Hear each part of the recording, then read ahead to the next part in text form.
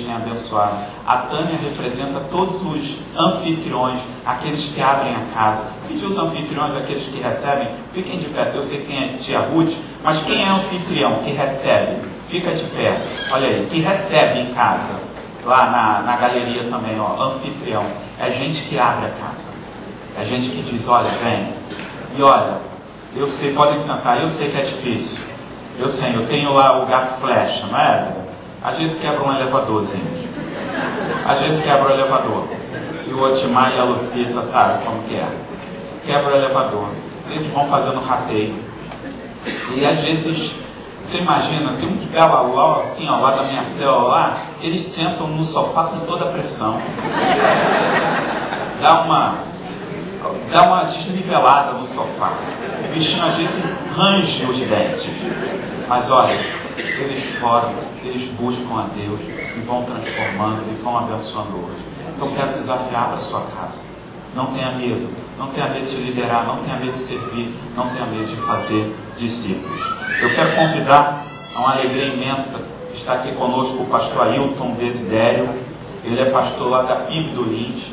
E ele é a pessoa que Deus colocou no coração do nosso pastor, da liderança, dos nossos gatos, para trazer uma palavra do Senhor para os nossos corações. Pastor, vem aqui, é um prazer enorme tê-lo aqui conosco, que Deus abençoe. Conheci há um tempo atrás, e o pastor tem sido assim, um servo do Senhor, tem crido, tem pastoreado e feito discípulos. Então eu creio que ele trará uma palavra para os nossos corações.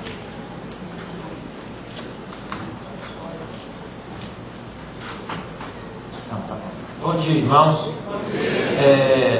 Na verdade é uma alegria grande estar aqui por vários motivos. Primeiro, porque eu sou um admirador do pastor Vitor Manuel Valente.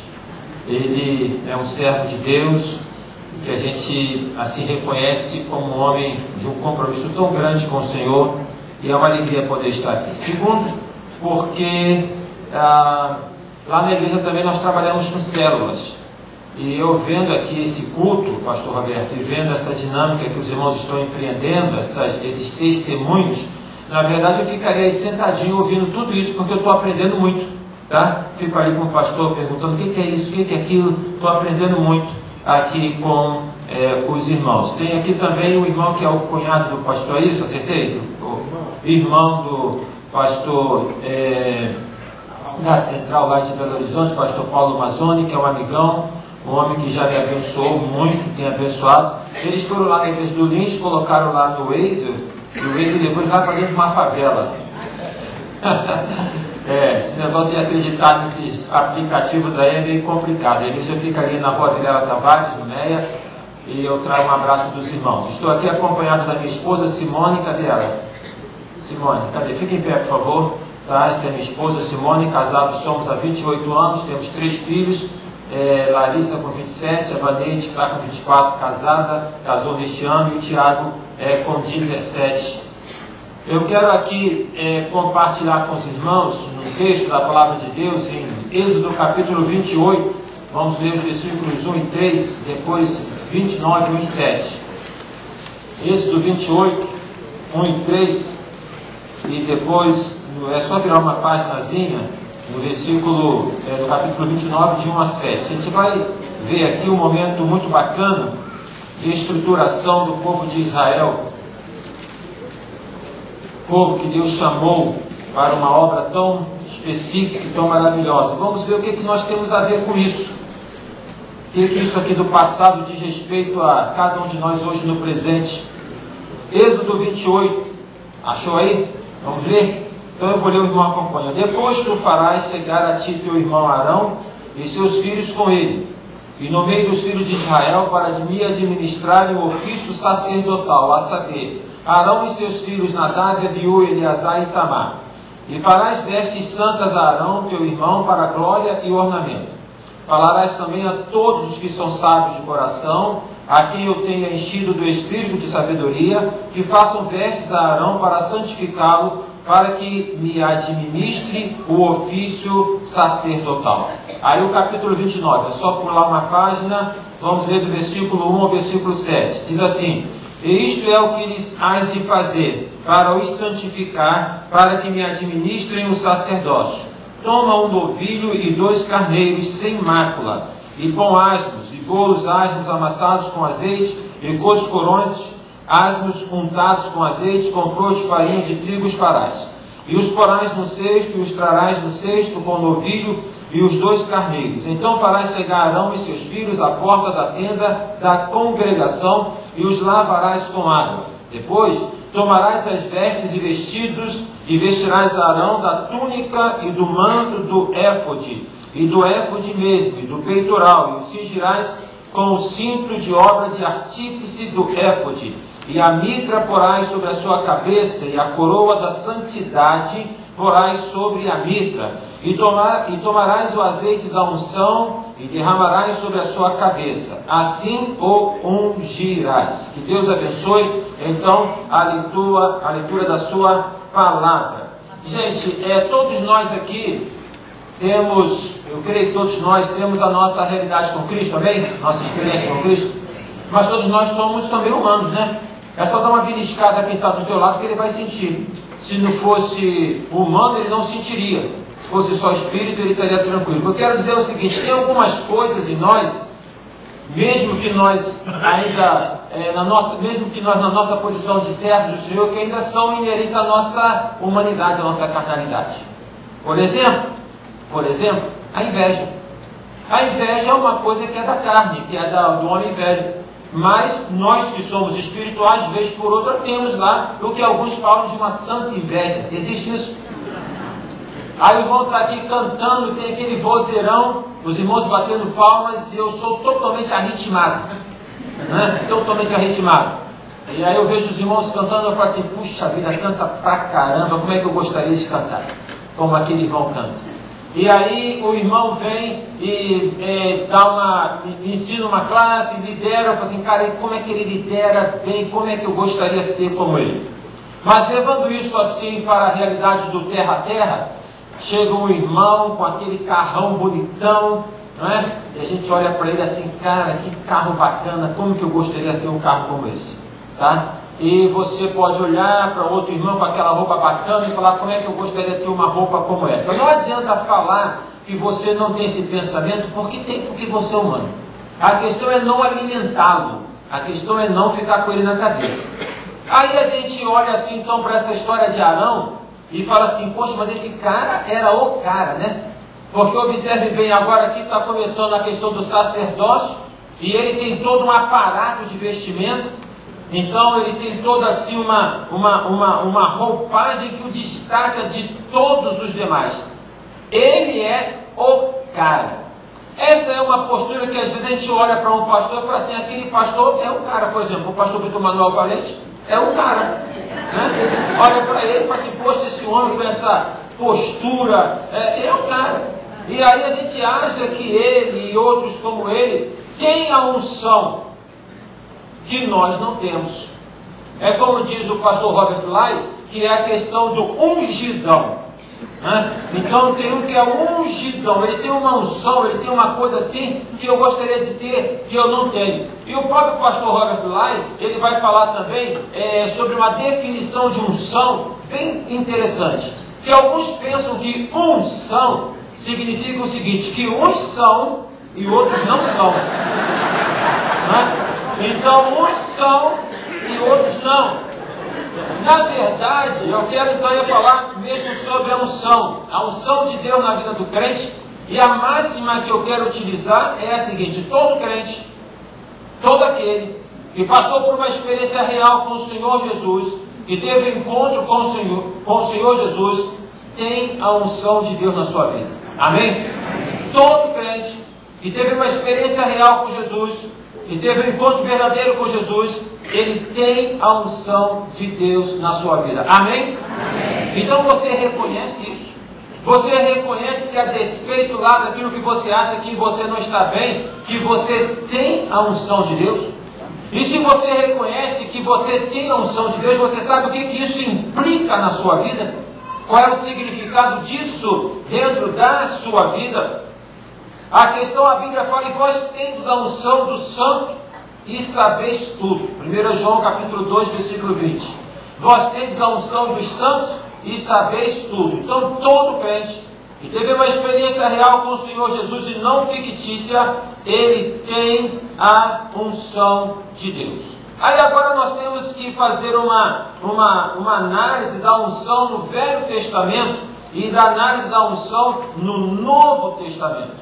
Aqui nós temos a unção de Arão, que é a marca do primeiro sacerdócio.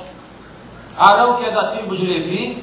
E durante muito tempo a gente compreendeu, eu compreendi, que os levitas eram aqueles que estavam aqui na frente, cantando, tocando. Esses são os levitas.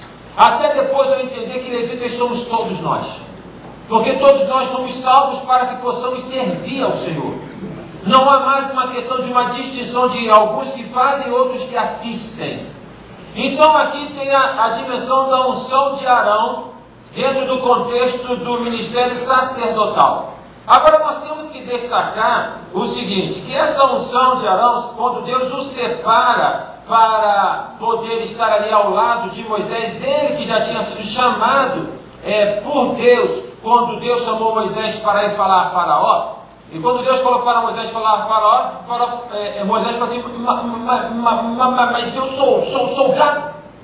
Né? Ele ficou tão nervoso que se ele não fosse gago, ele, mas eu sou gago. Aí Edmel Williams fala assim, Moisés perdeu uma oportunidade enorme de ser curado. Né? Porque se ele colocasse perante Deus, Deus curaria a gagueira dele, desprenderia a língua dele, e ele poderia ir lá falar com o faraó. Mas Deus falou, então tá bom, você é gago, tudo bem, eu vou chamar Arão para poder ser ali aquele que vai ser o seu porta-voz. Arão, que é irmão de Moisés, Miriam, que é irmã de Moisés, e é colocado para poder caminhar junto ao lado de Moisés. E agora Moisés nos separa pela ordenança de Deus, como sendo o sacerdócio, um sacerdote, inaugurando a linhagem sacerdotal dentro do contexto do povo de Israel. Interessante que nós temos que destacar aqui nessa separação de Arão. Quem foi Arão além de irmão de Moisés? Arão foi aquele cara que quando Moisés subiu ao monte para receber as pedras da lei, a lei do Senhor, ali no monte Sinai, que ele ficou durante 40 dias, que quando Moisés desceu do monte Sinai, como é que ele desceu? O rosto dele resplandecia. Eu achei muito legal essa questão. Perguntei ao pastor Vitor, que negócio é esse de projeto piedade? Aí ele falou, não, isso aí é um projeto de cada irmão reservar. Eu já fui aqui na minha agenda, já anotei. Eu vou fazer lá na igreja o culto de consagração da agenda. Aqui, teve ideia aqui. Porque eu tenho falado lá com os irmãos, a agenda nossa está muito pesada. A gente está correndo, e depois a gente fica se queixando que não tem tempo para isso, não tem tempo para aquilo, a agenda está muito pesada. Então eu tenho falado, irmãos, vamos deixar nossa agenda nas mãos de Deus, e olha só, pegue o seguinte, pegue a sua agenda e comece a arriscar coisas dela. Olha, isso aqui não vou fazer, isso aqui não vou fazer, isso aqui não vou fazer. Tá? Falando sério, risca. Porque a tua agenda está muito pesada. E você está ficando muito cansado, muito estressado, muito nervoso. Então risca isso lá. Achei muito legal essa questão do projeto Piedade, de orar e de poder meditar. Havia no tempo lá inicial dos monges aquela questão deles poderem parar para meditar. Meditação é alguma coisa que você está numa conversa com Deus, está numa assimilação da palavra de Deus no seu coração. Moisés teve aquele momento gostoso com Deus, ele desceu, o rosto resplandecia. Eu digo para você, e digo para mim também, se nós reservarmos este momento perante Deus, o seu rosto vai resplandecer. Porque a Bíblia fala que o coração alegre ele traz formosura para o rosto. Se o meu semblante está pesado é porque meu coração não está bem alimentado, não está bem cuidado. Então quando Moisés desceu do Monte Sinai, o que ele encontrou o povo fazendo? Estava todo mundo estudando, orando. Não foi assim que ele encontrou? Hã? Eita gente! Moisés, o líder, não está presente, o povo começa a dispersar. Mas é assim que funciona? Quer dizer que se o pastor Vitor não estiver presente não tem culto? Quer dizer que se ele não estiver presente lá na igreja não funciona? Quer dizer que assim não é uma questão de uma dependência de uma pessoa, de alguém que possa fazer tudo? E eles não estavam tão somente ali conversando, nem preocupados com a vida de Moisés. Eles estavam preocupados com as questões deles mesmos. E eles foram lá e chamaram Arão para fazer o quê? Um bezerro de ouro. Chamaram Arão para fazer um bezerro de ouro. E aí o que acontece? Arão falou assim, não vou fazer. Que negócio é esse? Vocês não têm vergonha? Moisés está lá falando com Deus para trazer um recado, e vocês falando para fazer isso, vocês têm que se arrepender. Que povo sem vergonha vocês são? Foi isso que ele falou para eles? Não. O que Arão fez? Fez o bezerro de ouro. Quantos bezerros de ouro nós temos feito em nossa vida? Quantas coisas nós temos feito que ocupam o lugar de Deus e que é idolatria? Então o que eu quero ressaltar é que quando Moisés desce e encontra lá o povo adorando o bezerro de ouro que tinha sido feito por Arão. Mas como é que pode, se Deus agora fala para Moisés separar Arão para poder ser um sacerdote? Está entendendo? Aqui a questão é para poder deixar claro o seguinte, que Deus separa homens que são pecadores como eu e você. Que não são perfeitos. Arão é o simbolismo, e Hebreus fala sobre isso, de um sacerdócio imperfeito. Mas mesmo assim um sacerdote, mesmo assim um homem que Deus vai usar, mesmo com as imperfeições que tem, que Deus vai moldar, assim como Ele quer usar a cada um de nós. Na verdade, Arão, quando colocado como sacerdote, há uma referência antes dele, que é de Melquisedeque, que é o sacerdote que aparece assim, olha a história. Que ele aparece assim sem linhagem, ele aparece assim de onde é que ele veio, de onde é que ele vai, mas ele aparece rei de Salém, e ali Abraão vai até ele e dá o dízimo. O dízimo é um referencial daquilo que nós falamos que cremos em Deus. Se eu digo que creio em Deus 100%, não tem por que negar os 10% a Ele. Se eu nego os 10% a Ele, é porque eu não creio nele 100%. E se eu não creio nele 100%, eu não posso esperar que Ele possa abençoar a minha vida. Não porque Ele não queira, mas é porque eu não confio. Porque a Bíblia fala que sem fé é impossível agradar ao Senhor. Porque Deus é galardoador daqueles que o temem. Não adianta, Deus não vai aceitar negociata. Deus não vai aceitar a composição. Ele aceita o coração sincero. Então Melquisedeque, Arão está no Novo Testamento para o sacerdócio perfeito, assim como Melquisedeque é também citado no livro de Hebreus para esse sacerdócio que é inaugurado pelo Senhor Jesus Cristo, o sumo sacerdote. Aquele que veio de uma vez por todas para poder pagar o preço dos meus, dos seus, dos nossos pecados. Deus separou um homem chamado Arão. Como é que essa separação se dá? Todo o simbolismo. Né? Eles tinham que raspar os pelos do corpo, eles tinham que passar por um banho de purificação, e eles então tinham que ter uma veste que está citada aqui, que eles tinham que colocar, tinha um peitoral e tinha uma coroa. Então imagine, esse cara é ungidão, esse é o cara. No Novo Testamento há a questão da purificação, quando Nicodemos se encontra com Jesus, e ele fala, não tem como deixar de reconhecer que tu és o Cristo, e Jesus fala para ele, Nicodemos, necessário vos é nascer de novo. E Nicodemos fala, mas como que eu posso sendo velho, nascer de novo? Ele fala, se não nascer da água e do Espírito. Então, quando aqui o irmão fala sobre batismos, o batismo referencia o quê? A purificação. Nós que já aceitamos o Senhor Jesus Cristo, nós fomos purificados dos nossos pecados, amém? Amém. Isso significa que não há mais condenação sobre nós.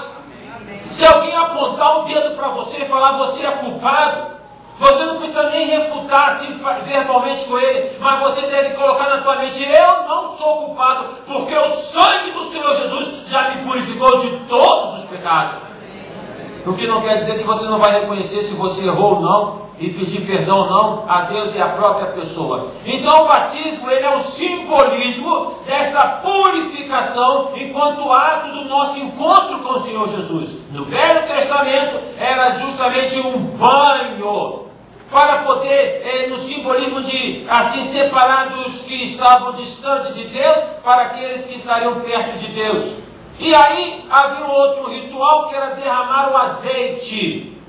Azeite enquanto símbolo do Espírito Santo no Novo Testamento. O livro de Tiago fala assim, alguém está entre vós doente, chama os presbíteros da igreja, os anciãos da igreja, unja-o com óleo, e a oração do justo salvará o doente. E aí a questão da unção, de derramar óleo, observe bem, a gente tem que transpor aquilo que está ali, porque em termos de palavra, que há uma diferença do idioma, a unção significa um besuntar. Então a unção com óleo significa, na verdade, passar óleo no corpo do cara todo. Há uma questão aí de um simbolismo, não é o que a gente faz. Não é isso também que a Bíblia está falando para poder ser feito. Tá? Ela está dando o simbolismo dessa ação de Deus dentro da vida daquele que ali está precisando. A unção, portanto, simboliza a presença de Deus. No Novo Testamento, o óleo ele tem um paralelo com o Espírito Santo de Deus. Aquele que aceitou o Senhor Jesus Cristo como Senhor e Salvador, purificado foi dos seus pecados, e ele recebeu o quê? O Espírito Santo de Deus. Quando a gente lê lá em Atos capítulo 2, quando Pedro prega, é aquele sermão de Pentecostes, e os irmãos ouvem, não é Pedro que faz o apelo perguntando: quem aceita Jesus, levante a mão. É uma coisa extraordinária, porque são eles que, movidos pelo Espírito Santo de Deus, vêm até Pedro e falam: mas o que nós temos que fazer para ser salvos? São eles que perguntam. E aí, então, Pedro fala: arrependei-vos dos vossos pecados, sejam batizados, e vocês receberão o dom do Espírito Santo. Então, todo aquele que já teve a sua experiência com o Senhor Jesus real e verdadeira e não fictícia, ele, na verdade, recebeu o dom do Espírito Santo. Ele é ungido de Deus, amém? Amém. Diga assim: eu sou ungido de Deus. Eu sou ungido de Deus. Então, no Velho Testamento, há a nomeação do sacerdote como sendo alguém que é separado, que é ungido. Há a questão dos reis como separados, como ungidos. E a função do sacerdote, a função do sumo sacerdote era uma só. Ele tinha que pegar o pecado do povo, tá? E ele trazia, o povo trazia ali os seus pecados confessados, e fazia-se aquele rito de sacrifício, e ele adentrava no lugar chamado Santo dos Santos, separado, que estava por uma grande cortina, e ali então ele, o sumo sacerdote, conversava com Deus, falava com Deus e apresentava o pecado do povo perante Deus. Por quê? Por que tinha que adentrar no Santo dos Santos? Por que um homem só poderia fazer isso? Por quê? Primeiro, porque Deus é santo. Sendo Deus santo, ele não vai se relacionar com o que é impuro. Deus ama todas as pessoas, Deus ama todos os homens. Algumas pessoas falam assim: mas eu também sou filho de Deus. Filho de Deus, aquele que já o teve, o aceitou como Senhor e Salvador. Se não o aceitou, é criatura de Deus. E Deus quer relacionamento com todas as pessoas, com todos os homens. Tanto é que quando o homem pecou, Deus falou para ele, para Adão: Adão, onde você está?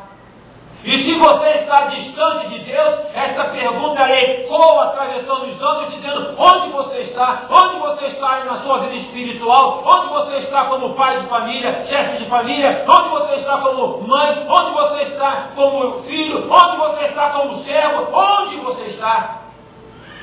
O fato é que o sumo sacerdote adentrava e podia ali falar com Deus. No Novo Testamento, quando Jesus Cristo expira e quando ele morre na cruz, a Bíblia fala que o véu do templo se rasgou de cima a baixo. De tal maneira que agora não é uma questão mais de um homem, mas toda e qualquer pessoa pode entrar. Transporte-se lá para o templo de Arão. Veja se você não teria a curiosidade. O que esse cara faz lá dentro? O que tem lá dentro? O que ele está falando de mim para Deus?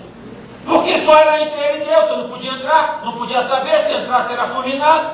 O que ele está fazendo lá? Agora o véu se abriu. Não tem mais véu. Você pode ver o que acontece.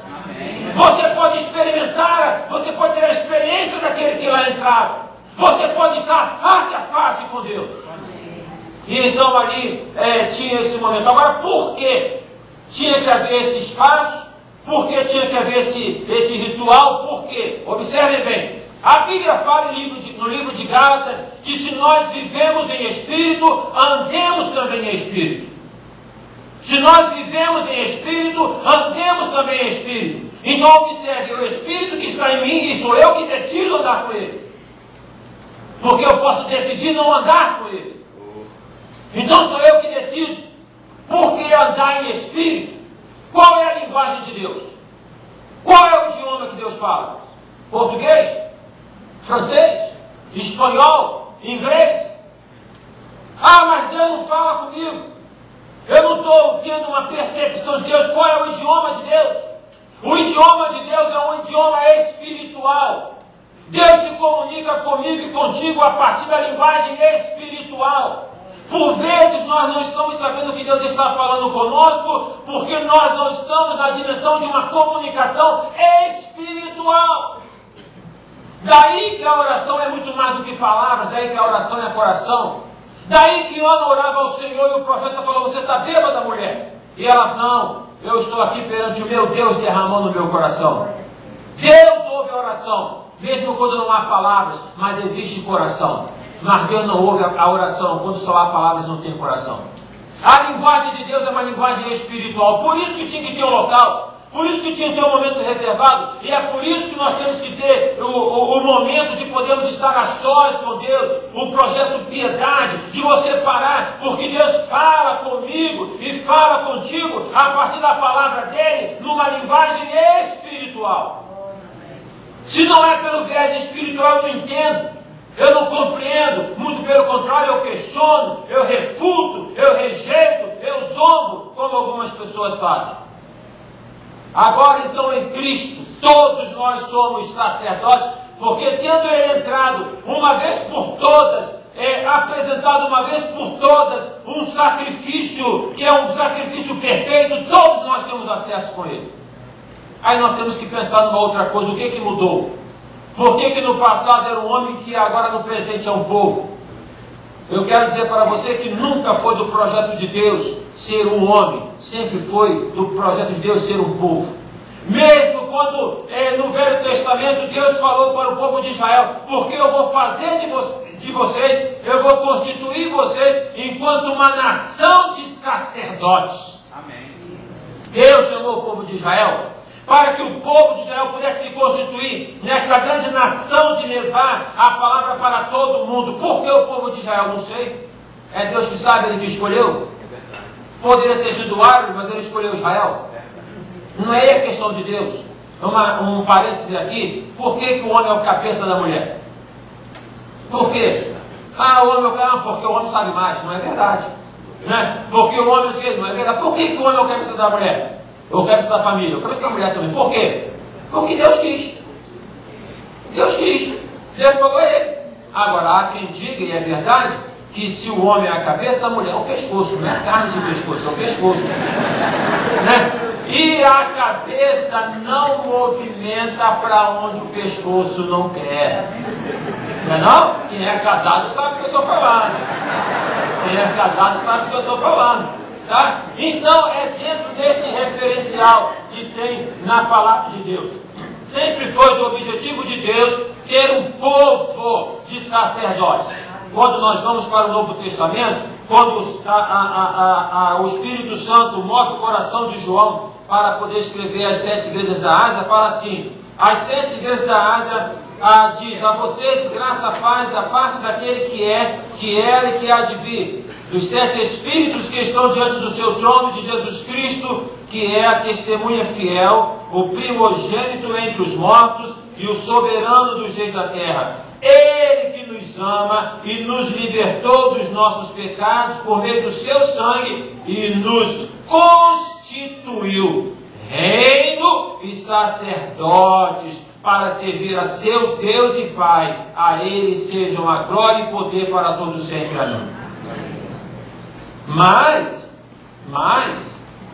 trazemos um ranço, não é, do catolicismo apostólico romano, e a questão não é o aspecto de religião, mas de leitura, que é o seguinte: porque o catolicismo apostólico romano resgata no século IV, a partir de Constantino, o viés de que do sacerdócio ligado a uma pessoa. Se você acompanha, se você lê a Bíblia, você lê, eu creio, você sabe muito bem que o povo se espalhava, o povo pregava, não sei o quê, e depois veio a perseguição, aquela coisa toda, e aí o império se desfaz. O pessoal fala assim, as máximas, né?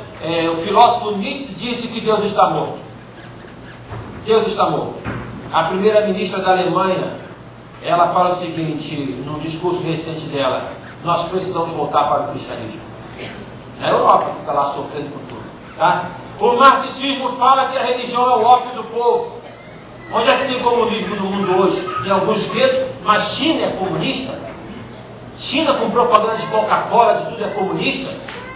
Tá? E fica com essa baboseira de conversa de comunismo, de ideologia comunista, que paira por vezes entre nós. Onde é que tem esses sistemas? Eu quero colocar o seguinte: reinos e impérios no decorrer dos anos e dos séculos passaram, mas Jesus Cristo é o mesmo ontem, hoje e será eternamente. A obra dele é indestrutível. Então a questão que introduziu a figura do sacerdote. Aí surge então a palavra do clero e do laico. Então o clero é aquele que é chamado ao sacerdote, ele tem a roupagem, ele tem a vestimenta. Você talvez saiba que na época da missa ela era celebrada desta maneira, de costas para a congregação, tá? Então todo o ritual que havia, e o leigo são os seguintes: eu sou leigo. O que é a palavra leigo? Laico é aquele que não sabe nada. É aquele que não sabe nada. Aí colocaram para a gente na mente que eu sou leigo, eu não sei nada. Então me ensina da palavra de Deus, mostra para mim da palavra de Deus. Mas vejam bem, a Bíblia fala. Eu quero dizer para os irmãos o seguinte: uma expressão que nós temos que resgatar hoje é a expressão a Bíblia fala.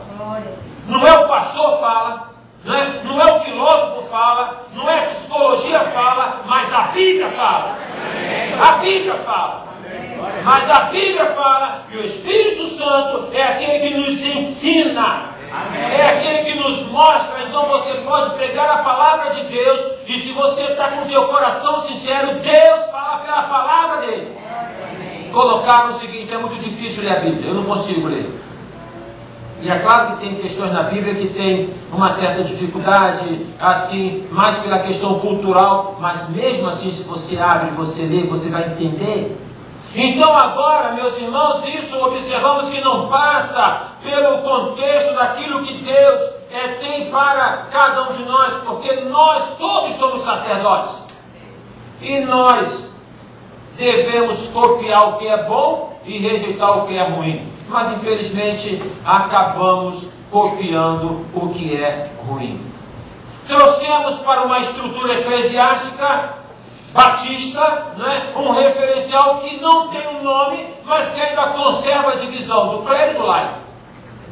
Eu sei, você não sabe. Eu sou chamado, você não é. Eu sou ungido, você não é. É fácil. E é nesse caminho, nesse viés que se abre, aqui onde se instalam os falsos profetas. Porque ele quer que todo mundo que está com ele saiba que só ele tem o poder. Ele quer privatizar o poder de Deus. Porque só ele que tem poder para orar. Que se só ele que tem poder para curar, então está todo mundo com ele. Agora, se todos têm, se todos os salvos têm, não tem por que ficar numa devoção de uma idolatria a esse homem. Nós temos que compreender, uma coisa chama a outra, é a questão dos ministérios. E não há demérito algum no ministério pastoral, pelo contrário, porque o ministério pastoral é um ministério constituído biblicamente para poder dar conta da igreja que é do Senhor Jesus. E aí então é a graça que Deus dá para aquele que é chamado para o ministério, mas não na dimensão de que ele é mais do que o outro. Eu não sou mais do que o irmão não é mais do que eu. O apóstolo Pedro, ele vai dizer o seguinte: vós, porém, sois geração eleita, sacerdócio real, nação santa, povo exclusivo de Deus, para anunciar as grandezas daquele que os chamou das trevas para a sua maravilhosa luz. Antes, vocês nem sequer eram povo, mas agora vocês são povo de Deus. Não haviam recebido misericórdia, mas agora a receberam. Então, nós somos o sacerdócio real de Deus. Amém, irmãos? Amém. Nós somos. Às vezes nós participamos de missões e nós achamos que enviamos nossas ofertas para missões e que o missionário tem a função de fazer lá e que nós só participamos com a nossa oferta. Não é verdade. A minha oferta é algo a mais que eu dou pelo amor a Deus, para que aquele irmão possa pregar lá no país árabe. Mas eu sou missionário onde eu estou. Irmãos, a minha esposa, quando solteira, morava num prédio em Botafogo.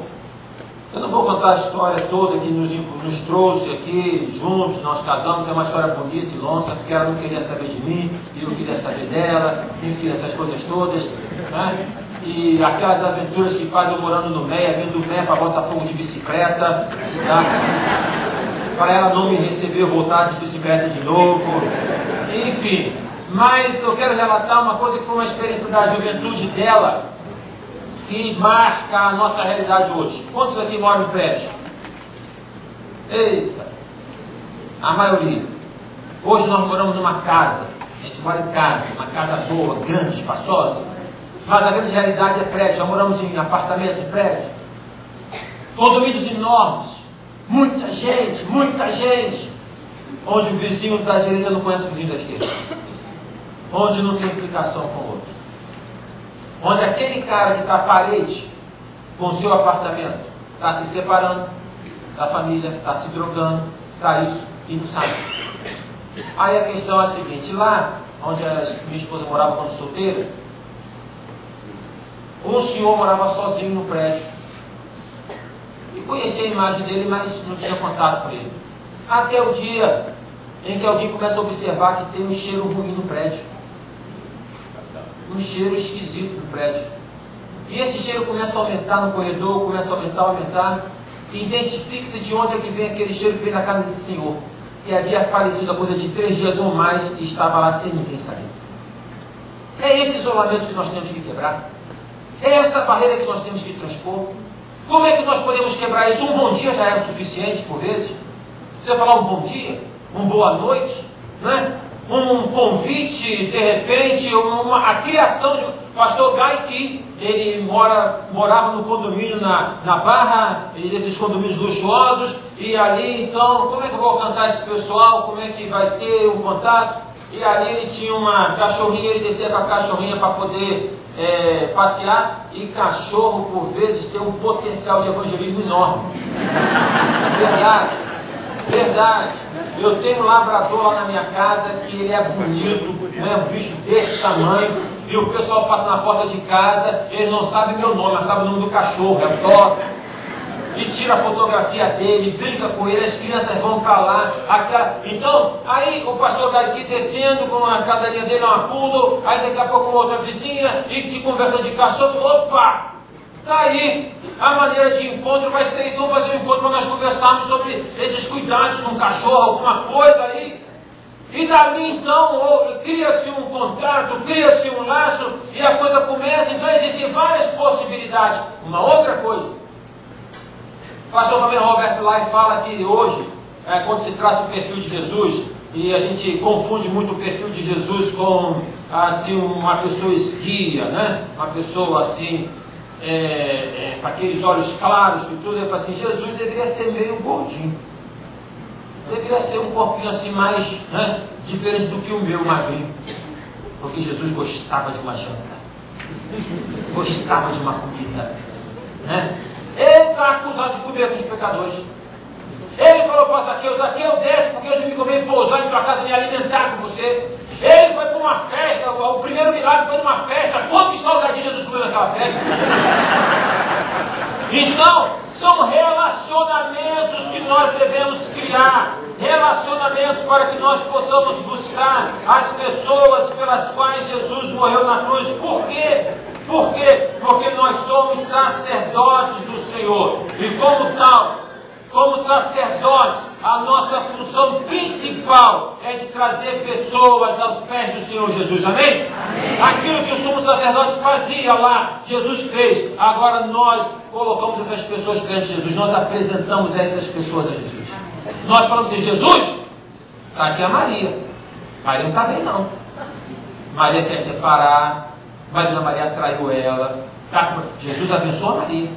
Maria, esse cara aqui que é Jesus pode te abençoar. Presta atenção, a gente não faz isso com médico, a gente não faz isso com mecânico. Meu carro está com problema, eu conheço um excelente mecânico, a gente não faz isso? Porque eu estou com um problema de saúde. Tem gente que fala assim: eu fui para a convenção lá em Natal, no Aracaju, peguei pneumonia. Aí quando eu saí do hospital, o Clóvis, estava eu bifando, falou assim para mim: aí, o que você tem? Ele falou assim, cara, o médico falou que eu estou com pneumonia, que eu tenho que voltar para o hotel e não sair mais do hotel, ficar lá me cuidando. Aí o Clóvis me deu uma palavra alentadora. Tem gente que é assim, joga para cima, né? Ailton, se cuida. Porque sabe aquele pastor Celso? Ele morreu disso. Conhece gente assim? Conhece? Né? Tem gente que tem essa capacidade de poder colocar para cima, né? A questão é da seguinte maneira: se você então passou por um problema, você fala, não procura um médico tal, não indica o médico tal, fala sério, não indica o hospital tal, não indica o professor tal. Meus irmãos, o que não falta neste mundo é gente sofrendo. O que não falta neste mundo são lares que estão sendo dilacerados, são jovens que estão sendo tragados. Então, o que nós temos que fazer? É apresentar Jesus. É simplesmente apresentar Jesus. E como que eu apresento Jesus? Eu falo assim, olha, eu tinha os mesmos problemas que você tem. E eu encontrei Jesus e ele resolveu. É isso. Evangelho, numa definição do pastor saudoso Falcão Sobrinho, evangelismo nada mais é do que um ex-faminto falando para um faminto onde é que ele pode encontrar o pão. É um ex-faminto falando para o atual faminto onde é que ele pode encontrar o pão. Aplicações para os dias de hoje, para concluir. Todo crente que já teve uma experiência real e não fictícia com Deus tem o Espírito Santo. É unção de Deus. Sem unção de Deus não dá. A Bíblia fala, Paulo fala aos Efésios, não vos embriagueis com vinho, no qual há devassidão, mas enchei-vos do Espírito. Pensa que esse negócio de enchimento do Espírito é só de pentecostal? É só de penteca, de malacai? É para todo crente, é para todos nós. É que nós ficamos presos a estereótipos. Então, se eu tenho a unção de Deus, eu tenho o poder do Espírito Santo de Deus. E eu vou dar poder para você, para poder estar e andar, né? E pregar. É o poder de Deus. Jesus falou para os discípulos, ficar em Jerusalém até que do alto vocês sejam revestidos do poder. A desgraça na vida cristã é a falta de poder. É quando me falta o poder. Mas quando é que eu encontro esse poder? Na minha vida devocional, né? No meu projeto de piedade. Segundo, traz em sua vida o poder do Espírito Santo. O Espírito Santo traz na vida do crente as características do fruto do Espírito Santo. Fruto é fruto. Você olha, é laranja, é manga, é acerola, é isso, é aquilo. Não tem que andar com a camisa estampada, muito embora possa, né? Hoje na rua, a gente passou pelo Maracanã e viu o pessoal andando com a camisa mais bonita que tem, assim, em termos de time de futebol. A camisa do Flamengo. Mas nós precisamos, como irmãos que nós somos, nós precisamos hoje, de uma maneira toda especial, pedir a graça de Deus pelos nossos irmãos vascaínos. Orar por eles, ajudar. Brincadeiras à parte, a questão é que nós precisamos ficar com a camisa, eu sou de Jesus. Aleluia. Aí o carro estava escrito, eu sou de Jesus. E o outro carro estava escrito, glória a Deus. Só que os dois estavam disputando a mesma pista. E aí disputar, um bateu no outro. Aí o glória a Deus saiu e falou, aleluia, você, seu safado sem vergonha. Eu, aleluia, falou com glória a Deus, mas você. Aí daqui a pouco eles viram o plástico, mas nós somos irmãos em Cristo. Há quem diga que quer conhecer um crente, observe como é que ele dirige. Então a unção de Deus produz em mim e você o fruto do Espírito Santo. O fruto de aquilo que atrai. Em casa a gente tem um pé de acerola. E a gente pega aquela acerola para poder... É coisa bonita, o fruto. O fruto é a beleza da sua vida. Você é bonito. Você pode achar que não é, mas você é bonito. E você pode não me achar bonito, mas eu sou bonito. Porque nós que temos Jesus Cristo, nós temos essa beleza, é o fruto, infelizmente. Nós vivemos num tempo de muita falação, mas de pouca beleza espiritual. Quando nós temos a unção de Deus, nós somos guiados pelo Espírito de Deus. Não a minha vontade, mas a tua vontade, Senhor. Né? Seja feita a tua vontade. Você é guiado. Senhor, eu sou teu, Senhor. Senhor, eu te obedeço. Mas, ó, Senhor, eu vou casar com ela mesmo. Eu sou queira, se eu não quero, eu vou casar com ela. Senhor, eu sou teu, Senhor. Mas, olha só, eu vou fazer isso aqui. Aqui eu sou teu.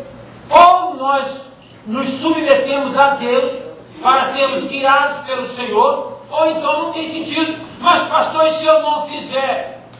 Se você fizer, vai dar mal, vai dar errado. Agora, se você fizer, Deus vai te abençoar, porque Deus não desampara os seus filhos. Ah, mas se eu pagar todos os impostos, eu não tenho como viver. Tem, porque você não vive do político, você vive de Deus, é Deus que te sustenta. Ah, porque é Deus, ou a gente crê, ou a gente não crê, né, gente? É porque quando nós temos a unção de Deus, nós temos a capacitação dada por Deus, os dons espirituais, as habilidades que Deus confere a cada um de nós, para que nós possamos realizar a obra dele. Crente ungido é crente separado e consagrado. Crente ungido é crente focado no trabalho do reino de Deus. A Bíblia diz, Jesus disse, buscai primeiramente o reino de Deus e a sua justiça.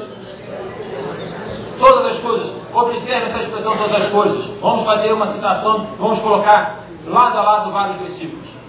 Salmos 23. O Senhor é meu pastor, nada me faltará. Salmo 37. Entrega teu caminho ao Senhor, confia nele, ele. Mateus 6,33. Buscar primeiramente o reino de Deus e a sua justiça. Filipenses 4,13. Posso.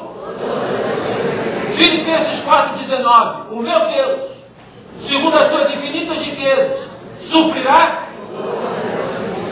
todas as vossas necessidades em Cristo Jesus. Crente ungido é crente focado no trabalho de Deus, vive. A gente está nesse mundo não é para ganhar dinheiro, mas é para viver para Deus. E Deus abençoa a gente. E Deus dá graça para a gente. Crente ungido é crente que tem e mantém intimidade com Deus, realidade espiritual. Deus não fala português nem francês, Deus fala da linguagem espiritual. É o Espírito que testifica em nosso coração.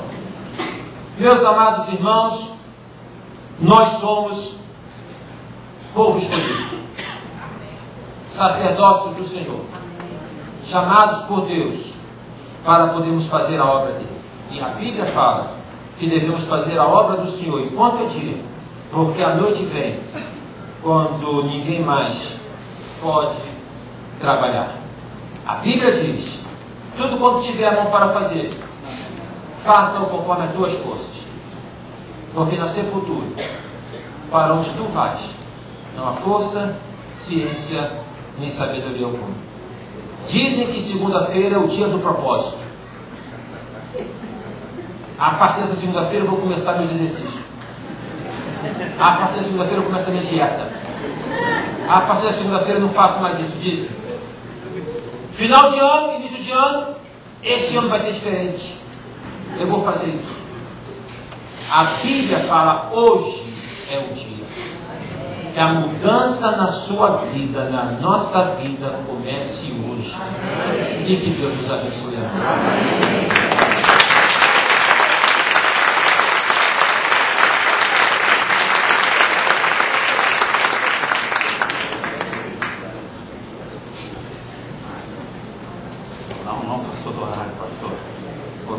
Gente, muitas coisas. Primeiro, eu tenho mesmo um pescoço maravilhoso. E hoje nós completamos 12 anos de casamento, exatamente hoje, e mais ou menos esse horário.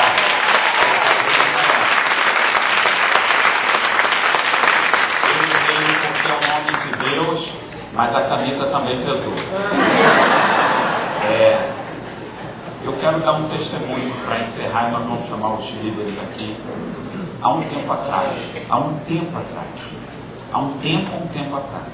uma menina me procurou. Menina fantástica, me procurou. E ela veio em lágrimas e falou o seguinte: olha, Roberto, a nossa juventude é tranquila. Os nossos jovens são assim, acontece isso, não tem espaço, é uma panela. Tem problema em ter panela? Não, a gente fala na nossa, não tem problema em ter panela. mas deixe a tampa aberta para a gente sair e para a gente entrar também. Não tem problema. Olha, tem panela, ela é fechada, não tem isso, não tem aquilo. E eu fui ouvindo e fui vendo as lágrimas e eu falei, é verdade. Eu tinha como desmentir? Falei, é verdade. Aí eu perguntei para ela, Eladio, prepara o vídeo. Eu perguntei para ela, o que você gostaria? Como você gostaria que fosse? Como você gostaria que fosse a nossa juventude? Como que você gostaria que fosse ela? Que fosse assim, que a gente tivesse espaço. Falei, olha, então, faça isso. Porque tem gente como você assim. E aí ela começou com um grupo na sua casa. Nós nem tínhamos ideia, nem estava estruturado ainda, né, pastor? Nada. Começou com um grupo na sala de casa, ele foi crescendo, daqui a pouco tinham 40 jovens. 50 jovens. E esse grupo subiu para o terraço. Terraço é uma benção, hein? Terraço é uma benção, mas pode atrapalhar, porque é um lugar muito grande, não precisa multiplicar. Então, um lugar pequenininho também é benção, né, Jefferson? É benção. E foi para o terraço, e lá eles, no momento da oração, já eram 4 grupos orando. Até então, nós nunca tínhamos multiplicado. Isso era uma coisa distante. Todo grupo que nós tentamos multiplicar falava, não, mas olha como que vai ser, nós vamos perder essas pessoas. Mas olha, se não multiplicar, acaba. Se não multiplicar, morre. Se você não gerar outro, morre. Morre. A sua vida está no seu filho, naquele que você gera. E ela foi relutante, não quero, Roberto. E os anfitriões, os pais falam, mas por quê? Por que o pessoal vai sair aqui de casa, está tão bom? E olha, se não for, vai acabar. E aí falamos com ela. Nós nunca fizemos isso, nós não sabemos o que vai acontecer. Pode todo mundo sumir.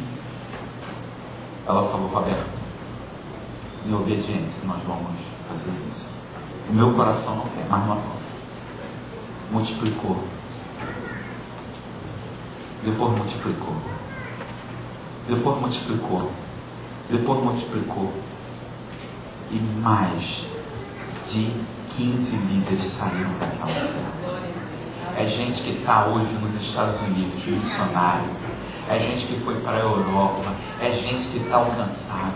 E se eu pedir o pessoal para levantar, o pessoal que passou por aquela célula, vocês vão ver que é muita gente. E ela tem uma palavra para a nossa igreja, porque ela foi para uma outra terra, nós a comissionamos, mas ela deixou uma marca, uma unção de multiplicação. Eu quero que vocês ouçam essa menina que marcou a minha vida, marcou a vida da nossa igreja, uma supervisora fantástica, tão nova, mas tão comprometida com Deus. Pode soltar.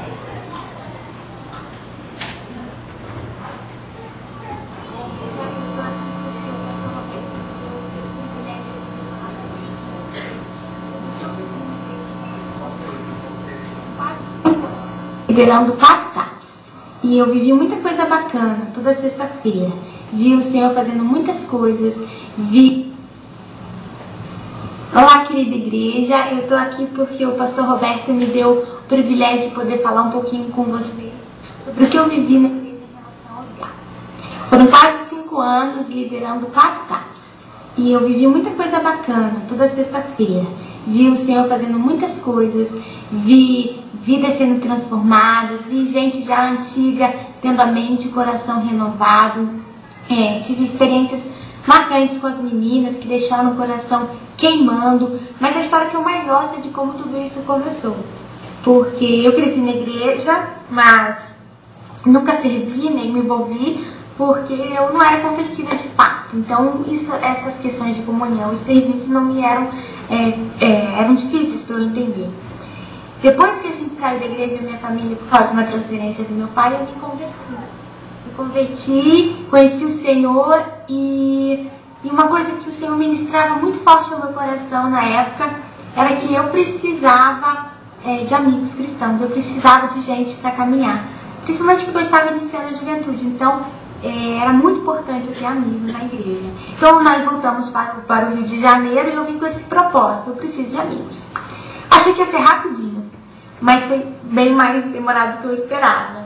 Então depois de 1 ano, eu bati muito zangada no gabinete do pastor Roberto e falei para ele que estava acabado, que eu estava indo embora da igreja porque eu não conseguia fazer amizades na igreja e que eu ia procurar amigos fora.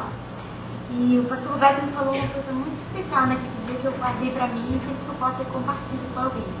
Ele disse assim: minha filha, não desista, porque o corpo de Cristo é um sonho. O órgão, nós, quando estamos fora desse corpo, ficamos podres, porque é um órgão fora do corpo. E aquilo me marcou muito. Então ele me incentivou e me encorajou a abrir um grupo pequeno. Na época havia um menino da igreja que também estava com esse desejo, o Felipe, e a gente começou numa sexta-feira, com 10 jovens mais novos. Mas o Senhor abençoou. E chegou abril do outro ano, em 2011, e o grupo já estava em torno de 40, 50 membros. A gente deixou a nossa sala de estada, em casa, e partiu para a Ferrari, a maior quantidade de gente. E o Senhor abençoou, a gente multiplicou com muito custo, mas obedecendo a liderança, a gente multiplicou e foi maravilhoso, porque ali em grupos pequenos a gente pastoreou, a gente se moldou, a gente cresceu, a gente aprendeu o que é servir, a gente aprendeu o que é comunhão, a gente soube o que nos foi muito especial. E eu tenho certeza que os gatos marcaram a história da igreja, né? E ela não é mais a mesma. Uma coisa que eu digo sempre para quem está em dúvida se deve ou não ao GAP, eu digo que deve ir. O WhatsApp não deixa mais de 3 minutos, mas a frase é: deve ir, porque lá você é cuidado e cuida. Você é cuidado e cuida. Eu quero convidar aqui os 2 líderes de rede. Nós temos 2 redes, a rede da família e a rede da juventude. Quero convidar os 2 líderes, o pastor Luiz Otávio, um homem de Deus, a Renatinha, essa menina linda. Venham aqui. Quero convidar todos os supervisores. Pediu a live para colocar o PowerPoint, o último, para lançar os nossos desafios. Todos os supervisores. É gente que está pastoreando gente, que se encontra nas madrugadas, que se encontra com gente 6 horas da manhã para fazer discipulado em padaria, para fazer discipulado em praça, que se encontra para correr. Todos os supervisores. É gente que está pastoreando líderes. E eu quero convidar os líderes de célula para virem aqui. Os líderes e os líderes em treinamento. Venham aqui todos. Venham os líderes e os líderes em treinamento. Venham.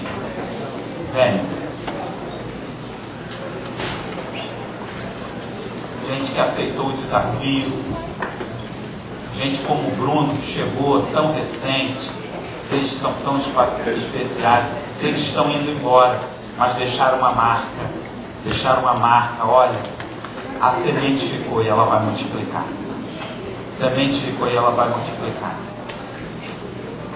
Eu quero convidar os nossos anfitriões, gente que abre a casa, que não tem medo, que abre a casa, que abre o horário, sabe, que mexe ali na agenda e diz: não, eu vou estar lá, eu vou receber.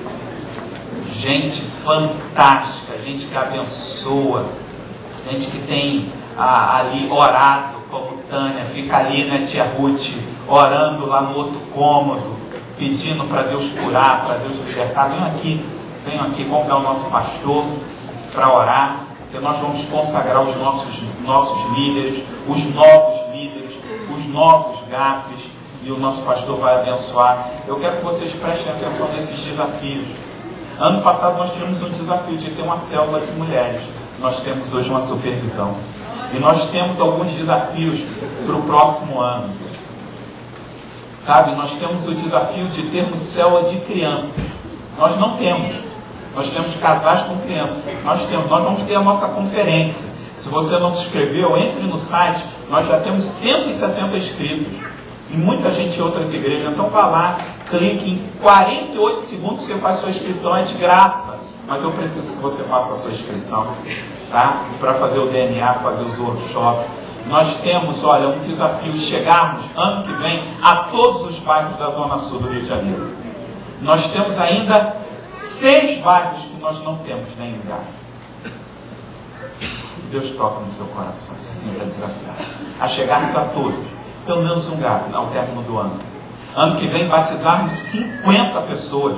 Nós vamos batizar esse ano, vamos fechar o ano com provavelmente 33 batismos. É possível chegarmos a 50? 50 discípulos descendo as águas? Ore por isso e participe disso.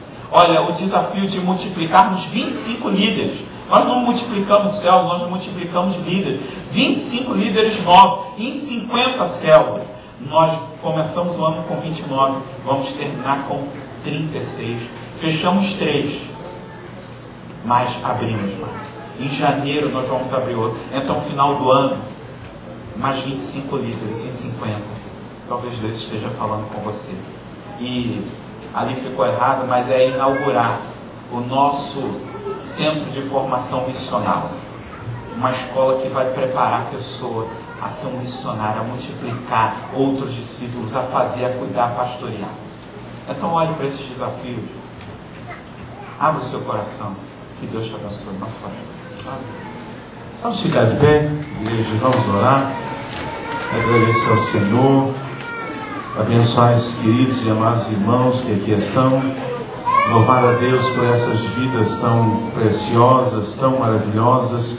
Que Deus continue. Que Deus possa abençoar. Esse é o PPH, talvez você tenha ouvido falar, não. Palavra para hoje, é um devocionário com mensagens para cada dia. É uma mensagem pequena, mas muito contemporânea e contextualizada, que abençoa profundamente as nossas vidas. Quem leu hoje, quem leu a mensagem de hoje, foi profundamente impactado por ela, né? Então, você no GAP, você pode adquirir e você faz o seu projeto Piedade. E antes de orar, eu quero apenas fazer um apelo. O irmão Palma, ele está internado no CTI e ele precisa de sangue, porque ele está fazendo hemodiálise, alguma coisa assim, e ele está precisando de sangue. Então, se você é doador, se você puder ajudar, depois nos procure, que nós temos o endereço onde você poderá então doar o seu sangue. Que Deus possa nos abençoar, que Deus abençoe esses queridos e amados irmãos. E o desejo de cada um de nós é ganharmos mais e mais e mais vidas para Jesus. É transformar a princesinha do mar na noiva de Cristo. Esse é um dos nossos grandes desafios. Dizem Copacabana, é a princesinha do mar. Mas nós queremos que ela seja a noiva do Senhor Jesus Cristo. Amém? Vamos orar. Pai, nós louvamos o Teu nome e Te agradecemos, porque o Senhor é maravilhoso. Obrigado, ó Deus, porque aquele véu se rasgou.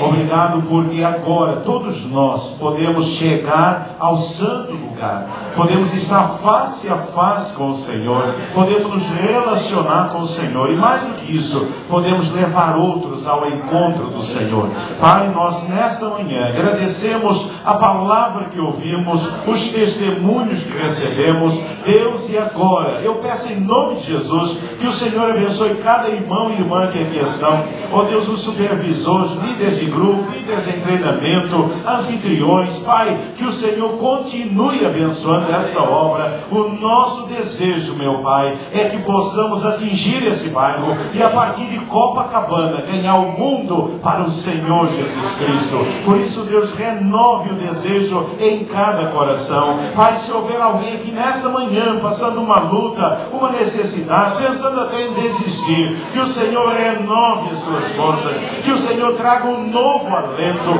que o Senhor traga uma nova motivação, que o poder do Teu Santo Espírito esteja derramado em cada coração. Pai, traga unção espiritual sobre a vida de cada um de nós, é a nossa oração. Abençoe o pastor Ailton, sua esposa, seu ministério, sua igreja, derrame o seu poder. Pai, nós oramos pelas igrejas do Rio de Janeiro. Ó Deus, que cada uma delas realize a Tua obra, para que esse Rio de Janeiro seja alcançado para Jesus, para que essa violência acabe, para que as mortes terminem, para que, Deus, tenhamos uma cidade resgatada, remida, lavada pelo sangue de Jesus.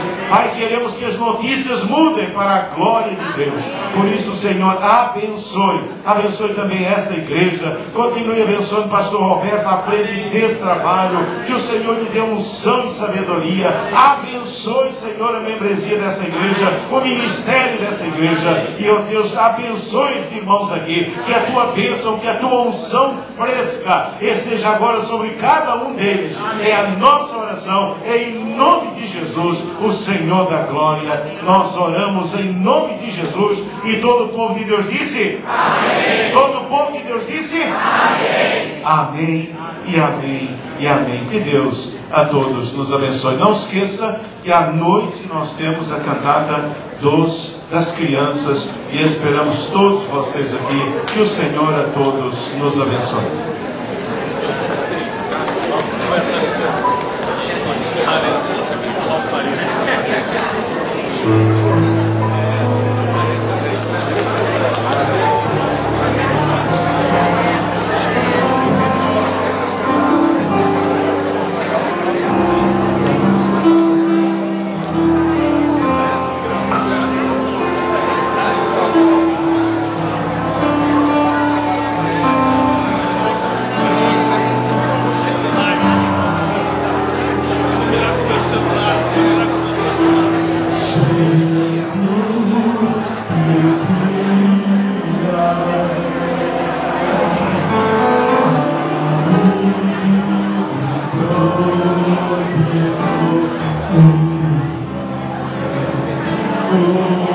Oh,